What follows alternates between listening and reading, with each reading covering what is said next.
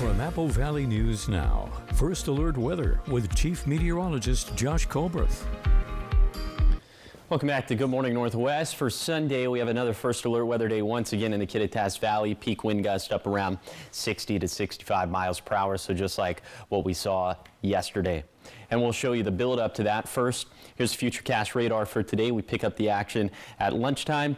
Not much on the map at this point, just some increasing clouds, but around 4 p.m. this is when we could start to see some showers. Looks like it's going to end up being pretty light showers, but up in the Cascades, maybe down into the valleys. Then around 8 p.m., some of this starting to trickle down into the lower Columbia Basin.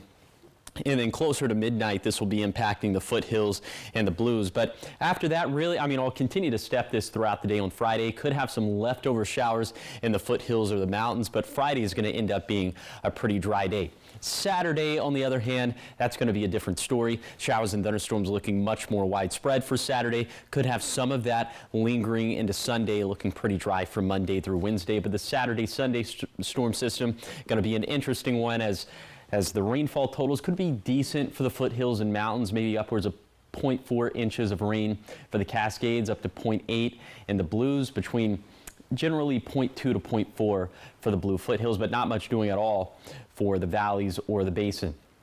Here's where it gets even more interesting. Of course, we just touched on this, but the peak wind gusts for Sunday, especially in the Kittitas Valley, peaking around 60 to 65 miles per hour. But the Blue foothills of Morrow County have also become accustomed to some very breezy/windy weather this spring. Some of those peak gusts could be up around 50 miles per hour. Really across the map, all of us are either going to have to deal with breezy or windy conditions for Sunday.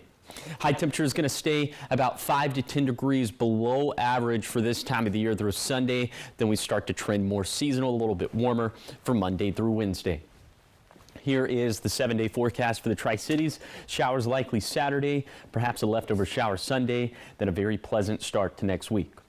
In Yakima, maybe a shower possible during the late afternoon into the evening for today and for this evening, obviously, but another round possible Saturday, and then the winds pick back up on Sunday. In Ellensburg, showers and storms likely Saturday, another round of very strong wind gusts on Sunday, then maybe a smidge calmer to start next week.